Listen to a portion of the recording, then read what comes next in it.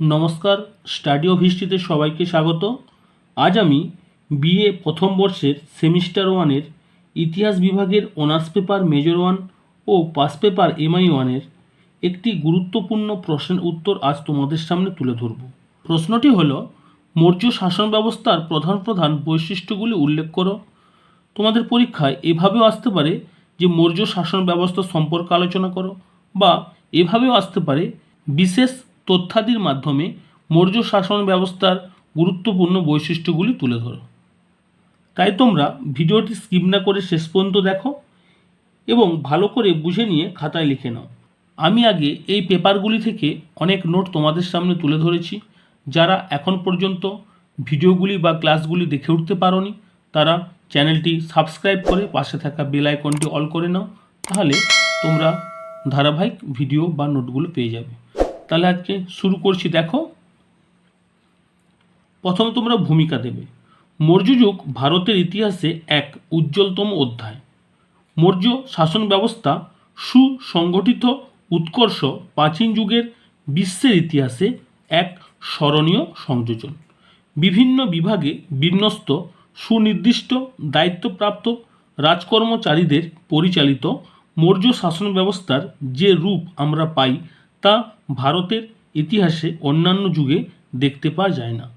প্রশ্নানুসারে মৌর্য শাসন ব্যবস্থার বৈশিষ্ট্য তথা প্রকৃতি আলোচনা করার জন্যই আমাদের এই প্রবন্ধের অবতারণা।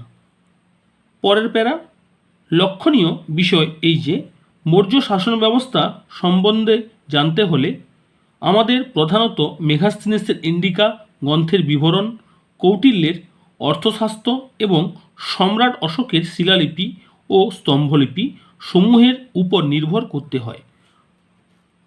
সক্ষত্রপ রুদ্রদামনের জুনাগড় শিলালিপি অনেক পরবর্তীকালের হলেও এর থেকে চন্দ্রগুপ্ত মৌর্যের প্রাদেশিক শাসন ব্যবস্থার পরিচয় পাওয়া যায়। তাছাড়া মুদ্রা রাক্ষস নাটকে নন্দবংশের পতনের বিবরণ পাওয়া যায়। এটি কল্পনার উপর প্রতিষ্ঠিত হলেও এতে যে ঐতিহাসিক তথ্য পাওয়া যায় তা অবাস্তব। তাছাড়া বৌদ্ধশাস্ত্র, দিব্যবদান এবং জৈন ধর্ম গ্রন্থ পরিশিষ্ট বর্গ গ্রন্থ দুটি থেকেও মৌর্য যুগের শাসন ব্যবস্থার পরিচয় পাওয়া যায়। পরের প্যারা, মৌর্য শাসন ব্যবস্থাকে কেন্দ্রীয় শাসন, প্রাদেশিক শাসন তথা পৌর শাসন এইভাবে বিভক্ত করে আলোচনা করা যেতে পারে। হাইফেন। কেন্দ্রীয় শাসন। মৌর্যদের কেন্দ্রীয় শাসন ব্যবস্থায় সম্রাট ছিলেন অপরিমিত ক্ষমতার অধিকারী। তিনি ছিলেন সর্বোচ্চ শাসক, প্রধান আইন প্রণেতা, প্রধান বিচারপতি এবং প্রধান সেনাপতি। মেগাস্থিনিসের বিবরণ থেকে জানা যায় মৌর্য সম্রাট ব্যক্তিগতভাবে রাজকর্তব্য পালন করতেন। সর্বোচ্চ শাসক হিসাবে তিনি প্রয়োজনীয় নির্দেশ প্রদান করতেন, কর্মচারীদের কাজের তত্ত্বাবধান করতেন এবং রাজসভায় নিয়মিত উপস্থিত থেকে প্রজাদের অভিযোগ শুনতেন এবং প্রতিকার করতেন। প্রধান আইন প্রণেতা হিসেবে সম্রাটের প্রধান কাজ ছিল সমগ্র দেশের প্রয়োজনে আইনের খসড়া রচনা করা এবং তা প্রয়োগ করা। প্রধান সেনাপতি হিসাবে সম্রাট যুদ্ধ সংক্রান্ত নির্দেশ দিতেন এবং প্রয়োজনে যুদ্ধক্ষেত্রে উপস্থিত থেকে যুদ্ধ পরিচালনা করতেন। পরের প্যারা, সুবিশাল মৌর্য সাম্রাজ্যের শাসন ব্যবস্থা পরিচালনা করা এক রাজার পক্ষে সম্ভব ছিল না। তাই মৌর্য শাসন ব্যবস্থায় বহু দায়িত্বশীল কর্মচারীর উল্লেখ পাওয়া যায়।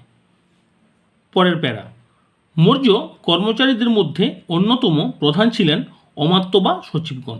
এই অমাত্যদের মধ্যে যারা সর্বাধিক গুরুত্বপূর্ণ তাদের বলা হতো মন্ত্রী। চারিত্রিক দৃঢ়তা ও যোগ্যতার বিচারে মন্ত্রী নিযুক্ত হতেন।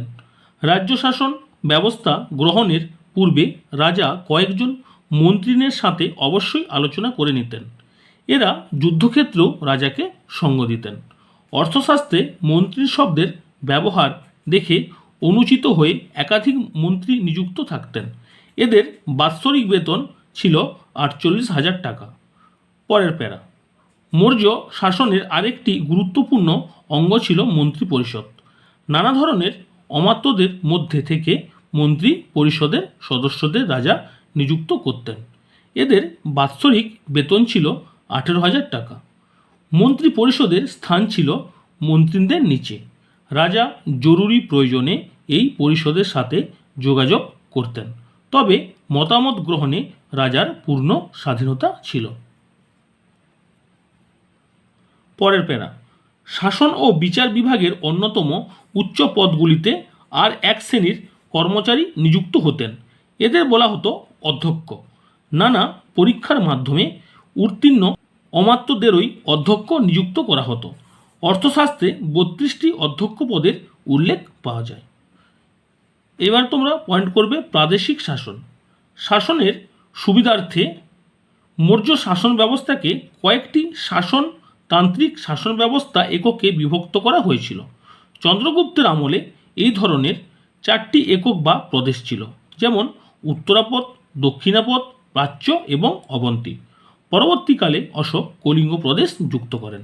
এদের রাজধানী ছিল যথাক্রমে তক্ষশিলা, সুবর্ণগিরি, পাটলিপুত্র, উজ্জয়িনী এবং তোষালী।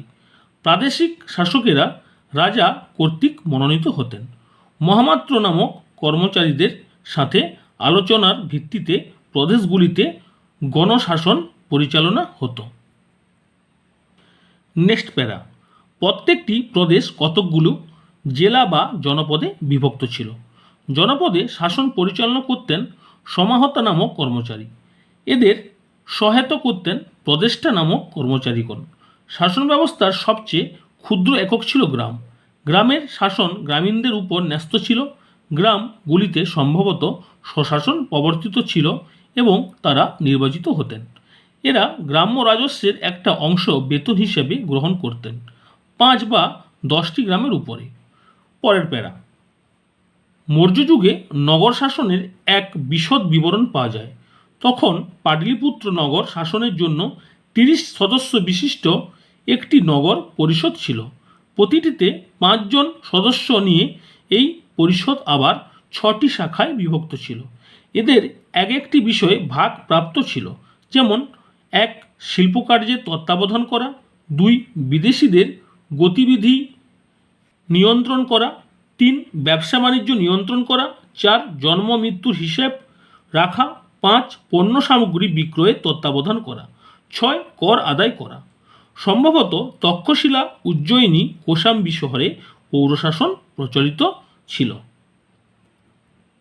নেক্সট প্যারা, পৌরশাসনের মতো সামরিক শাসনই 30 সদস্যের একটি পরিষদের হাতে ন্যস্ত ছিল। প্রত্যেকটি 5 জন সদস্য নিয়ে এই পরিষদ 6টি ভাগে বিভক্ত ছিল। এক একটি উপভাগে এক একটি বিষয়ের ভারপ্রাপ্ত ছিল। 1 পদাতিক, 2 অশ্বারোহী, 3 হস্তি বাহিনী, 4 যুদ্ধরথ, 5 নৌবাহিনী, 6 রসদ ও যানবাহন। ব্রাহ্মণ, ক্ষত্রিয়, বৈশ্য ও শূদ্র সমাজের এই 4টি শ্রেণী থেকে সৈন্য নিয়োগ করা হতো। তীর, ধনুক, বর্ষা, কুঠার, তরবারি ছিল মৌর্য যুগের প্রধান যুদ্ধাস্ত্র। তোমাদের এই প্রসঙ্গে একটা কথা বলে নেই, তোমরা যারা অনার্সে পড়ো, অর্থাৎ তাদের মেজর 1 পেপার বা সিসি 1, তারা অবশ্যই অনার্সের পেপারে পয়েন্ট করে লিখবে না, তারা হচ্ছে প্যারা করে লিখবে। আর যারা পাশে পড়ো তারা পয়েন্ট করবে। তোমরা এই যে প্যারাগুলো আছে তোমরা সাইডে তোমরা পয়েন্ট করে নেবে, ঠিক আছে? আচ্ছা, পরের পয়েন্ট দেখো, বিচার বিভাগের সর্বোচ্চ ছিলেন সম্রাটগণ। তাহলে যারা পাশে পড়ো এটা তোমরা বিচার বিভাগগুলো পয়েন্ট করে নিতে পারো। তিনি শাস্ত্রজ্ঞ পণ্ডিত 6 জন অমাত্যদের সাহায্য নিয়ে বিচার কার্য পরিচালনা করতেন। মৌর্য যুগে দণ্ডবিধির বিরোধিতা ছিল। জরিমানা, অঙ্গচ্ছেদ এবং শিরচ্ছেদ শাস্তি হিসাবে দেয়া হতো। ব্রাহ্মণগণ অন্যায় করলে এই গুরুতর বা গুরুদণ্ড থেকেও রেহাই পেত না। লক্ষণীয় বিষয় এই যে মৌর্য শাসনে গুপ্তচরদের বিশেষ ভূমিকা ছিল। অর্থশাস্ত্রে 2 ধরনের গুপ্তচরের উল্লেখ আছে। স্ট্রাবো পরিদর্শক নামে এক শ্রেণীর গুপ্তচরের উল্লেখ রয়েছে বা আছে। পরের প্যারা, মৌর্য শাসনে রাজস্বের প্রধান উৎস ছিল ভূমি রাজস্ব।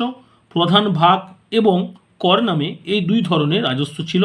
ফসলের 1/6 অংশ কর হিসাবে দেয়া হতো। এছাড়া বাণিজ্য শুল্ক, জন্মমৃত্যু কর, শুল্ক কর প্রভৃতি রাজস্ব হিসাবে গৃহীত হতো।